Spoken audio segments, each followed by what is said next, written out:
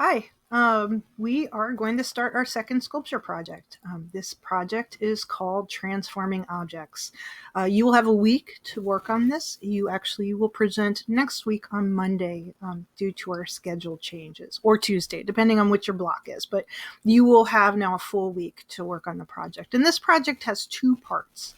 Part A is learning how to tie knots, and you're going to submit two examples of knot tying. And then part B will be an exercise in wrapping objects. And you're going to see artists who use this technique in their artwork to transform the way we see objects or places. So the first part is a video I put together that is learning the art of tying knots. So I have this short video for you to kind of see a little bit about the materials you'll need and a little tutorial on tying knots. There is also a PDF on Schoology and online for you to refer to for tying knots. So you don't have to stop the video. You can just print out that or just load that sheet up on your computer and follow those diagrams.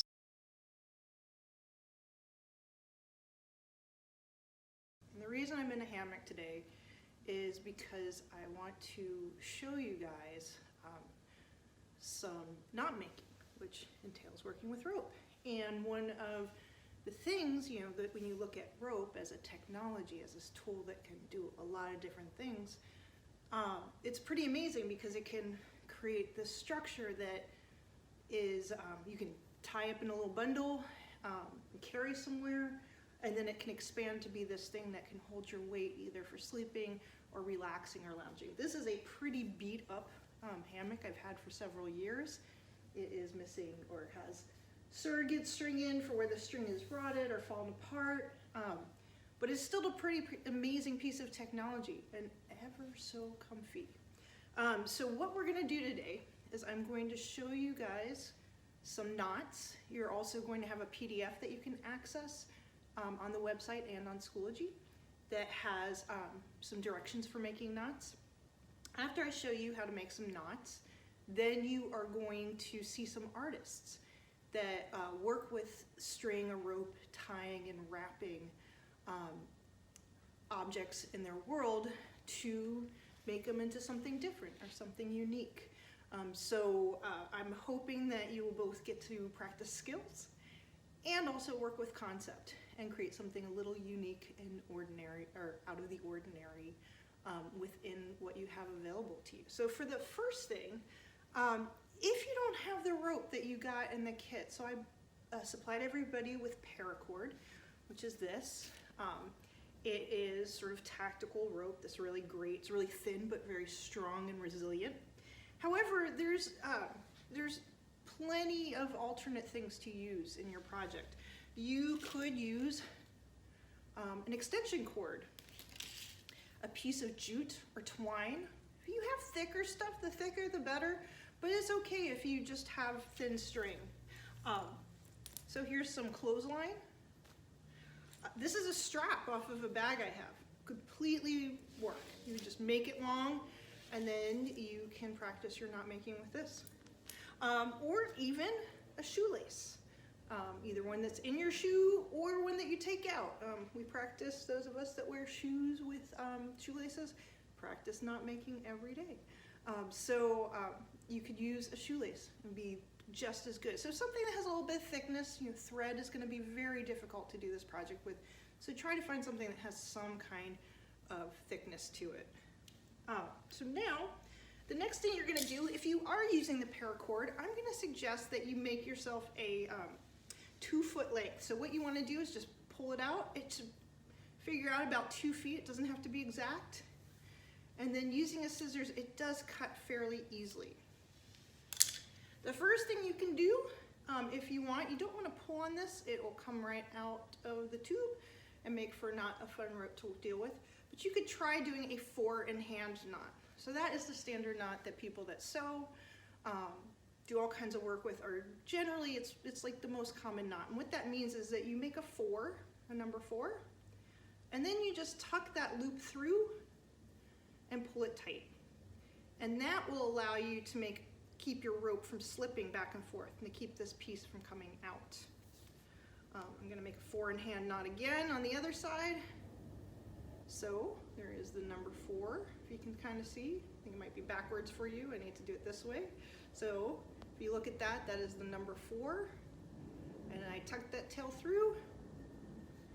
And now I have a nice piece of rope to make knots with.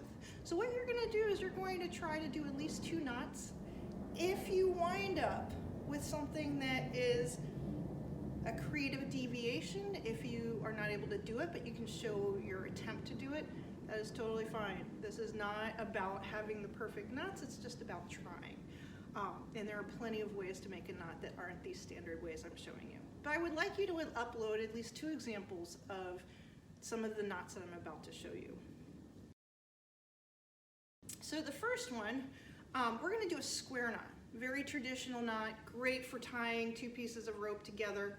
And what you do is we're going to loop these 2 around each other. And like I said, this is going to be also in a PDF online. So if you're having a hard time seeing what I'm doing, you will have other resources. Then you take this one that's behind and make sure that it's also behind this rope here and loop it around. So now I have a square knot. And it should slide back and forth. So it's very easy to undo, but also then it's when you put tension on it, it's nice and hard. To make the overhand loop knot, you fold the string in half and then make a loop. You send the bent end through the center of the loop and pull it tight. That will allow you to create a loop in the center of a piece of string.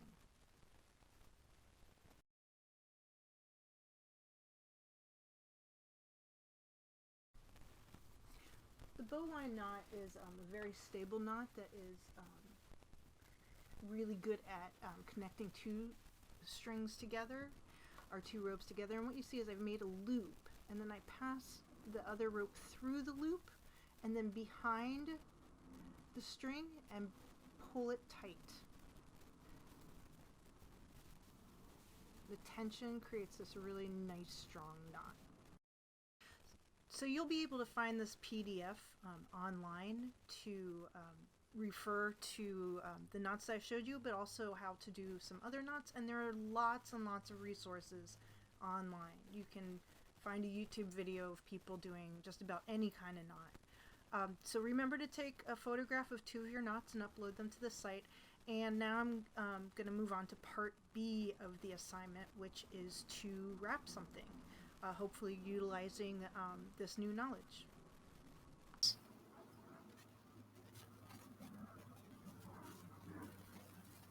Okay, so now we're going to start part B, and that is the art of wrapping. And the first artist we're going to look at is sort of the most famous artist in this genre is Christo and Jean-Claude. They're a couple, and sadly Jean-Claude died in, I believe, 2000, or she died a few years back. I forget the exact year, but they are a couple that were known for wrapping objects, and then it got bigger. And their early works were actually small objects that they would wrap, and it slowly grew into the site-specific installations that they did around the globe. They fund their projects, so when they started getting bigger and bigger, they would fund their projects by selling the older works, but also selling drawings of these wrappings that they were going to create. Some of them were huge. They wrapped an island, they've wrapped large buildings, they've wrapped a coastline. So in order to fund that, they actually never apply for grants the way many artists do for their work. They would sell their work and then take those funds and put it back into the projects they were doing. So one of their most famous works was to wrap the Reichstag in Berlin, Germany. And what you're seeing in front of you is a wrapped telephone and then a package on a table. And so this is the early works. And now you're going to watch a video that, with a very short video in which Jean-Claude talks about that process of wrapping this large building.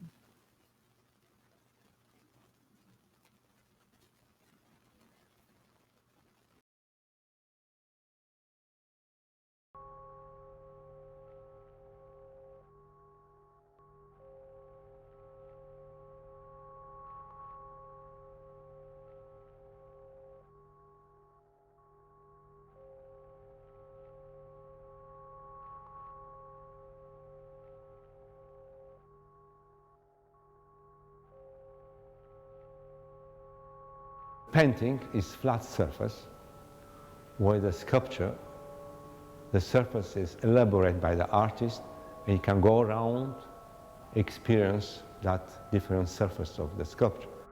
All that space is entirely designed by the artist. Now, what myself and Jean-Claude do, we borrow that space and create gentle disturbances for a few days. And of course, many people try to stop us. The most difficult part is still today the permits. Everything in the world belongs to somebody. There are no 1 square meters in the world do not belong to somebody. Of course, the drawings preparatory study of the Reichstag is about the Reichstag. 14 days in June, July 1995 was the Reichstag wrapped. We have the biggest amount of visitors, 5 million people in 2 weeks. And that participatory public is unique. Actually, people create that energy and anticipation was impossible to orchestrate or invent it. Everything what is inherent to that space to become part of the work of art. This is why we love to do this project that way, because it's the real expedition and the incredible energy of human relation in space. All these projects, they're absolutely, totally irrational. The world can live without them. They exist, only me and Jean-Claude like to have them. And this is no justification, no reason to exist, to make the people think they should exist. Because that cannot be bought, nobody can charge tickets, nobody can own them, nobody can use them. All that is the power of this project. They are absolutely expression of artistic freedom.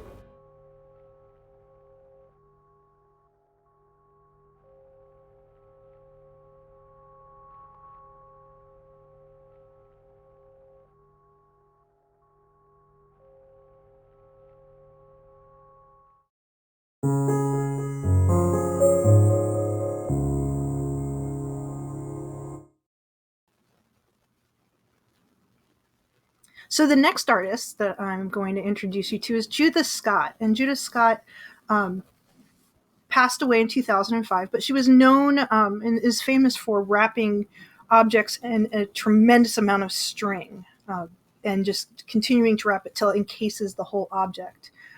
She was a woman who had Down syndrome and spent the first half of her life in an institution for people with developmental disabilities. After the institution closed, she became an artist at Creativity Explored, a program in the Bay Area that provided arts access to people with physical and cognitive challenges. And I'm going to show you this short segment from an Art 21 video that talks about her work and the program in which she was able to make this work.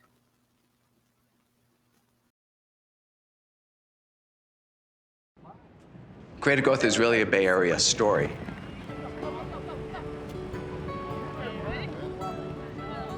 The disability rights movement in the early 1970s. Creative growth really comes from that. How big the drawing's gonna be, the pictures. So during that time, people with disabilities in institutions were suddenly deinstitutionalized.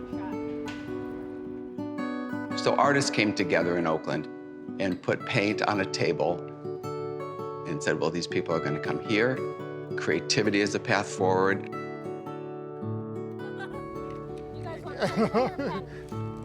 Pencil for Pauline. I'm just doing a tree right now. And people with disabilities can communicate and be a vital part of society.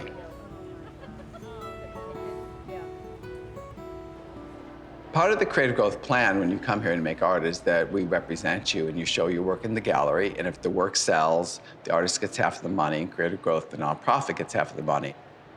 We buy supplies and support the artists with that money.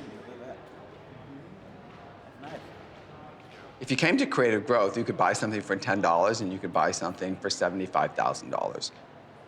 It's exactly like the contemporary art world. As an artist's work develops and it gets into collections and museums and is highly sought after, the prices go up. And Creative Growth artists follow that same path.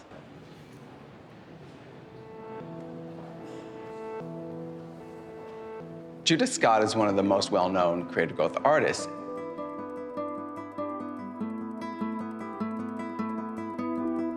As an artist, Judith Scott transcended this difficult situation where she was separated from her family and institutionalized for almost 40 years. She was deaf and it wasn't known, so she never developed language, and she was isolated. So in her 40s, she comes to creative growth. And her method to talk to us was art.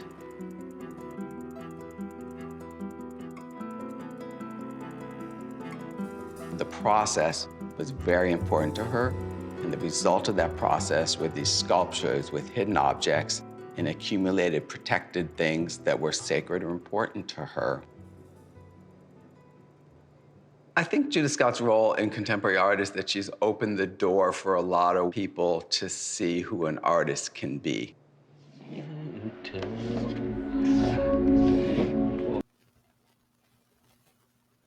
All right, so for the next and final example, we're going to talk about yarn bombing. And yarn bombing is a form of site-specific sculpture that is said to have started in Texas in 2005.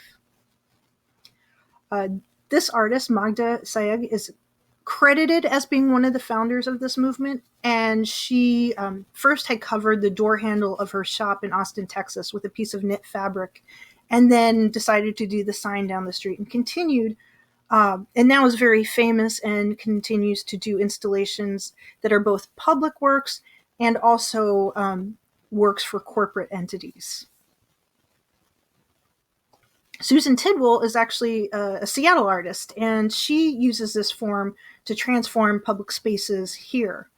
So on the left, you see an installation of knit tree cozies that she made for Occidental Park in Pioneer Square in 2011. She actually used a knitting machine to create these large knit pieces, and then gets volunteers to help her sew them onto the trees. And on the right is Immersion, an installation at the Seattle Design Center in 2013. And that those are skylights in a hallway. And so she created this net, this yarn net that encased that part of the building. Yarn bombing also or often has a political message or intent by the artist or group of artists installing it. Marianne Jorgensen's tank blanket was made in 2006 and was created in response to her anger over Denmark's involvement in the U.S.-Iraq war. So she used, word got out, and so both Danish and international volunteers donated their time and their resources and helped her create the pink squares that she used to express a collective viewpoint that they felt war was pointless. And so they used those pink squares to make this covering to wrap a World War II tank. I also just wanted to throw in this piece of work. This is a piece, a kokedama, a Japanese wrapping of moss and dirt to encase a plant. It was made by, I want to say, a fifth grader at a school in Portland where my friend's kid goes to school. And it's pretty amazing, another example of just wrapping moss to make sort of this natural organic planter that you can soak once a week and hang in the window. So yet another way that you can see that employing wrapping and knotting and techniques to create something unique.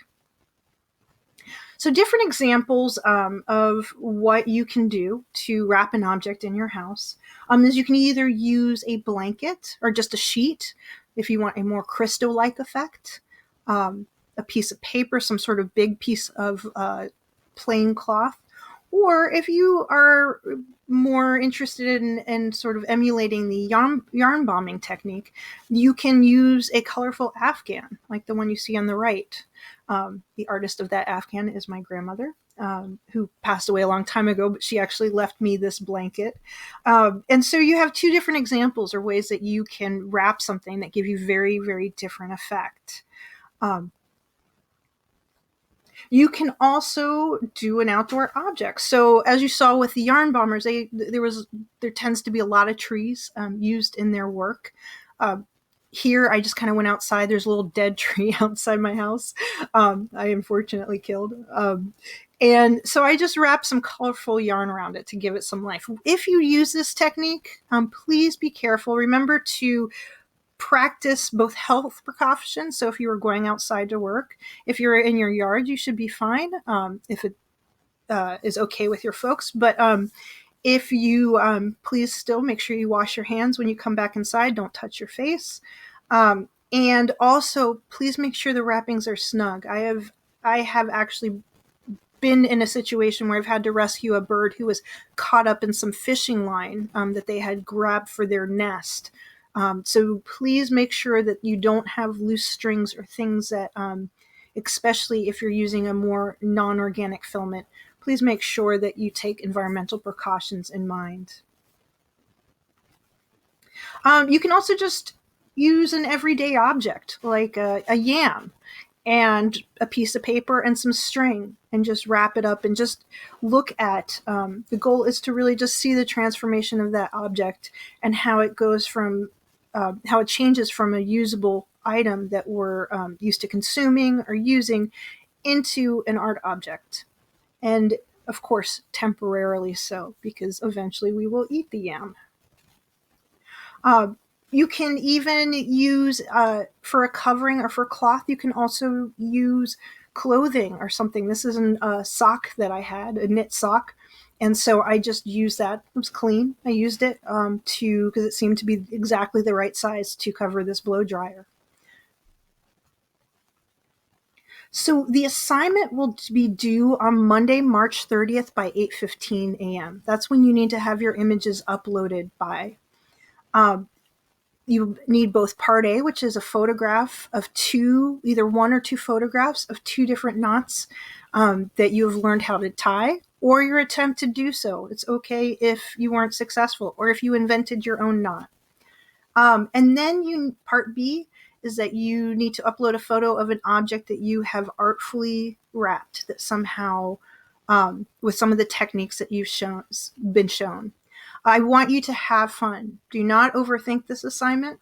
Let the process teach you how changing an object in a simple way can transform the way you see it and think about it, and allow you to think about that shape and that form you've created rather than the utilitarian object inside. If you have any questions, feel free to email me. And once again, now you have a week to do this. So this will be due next Monday for critique.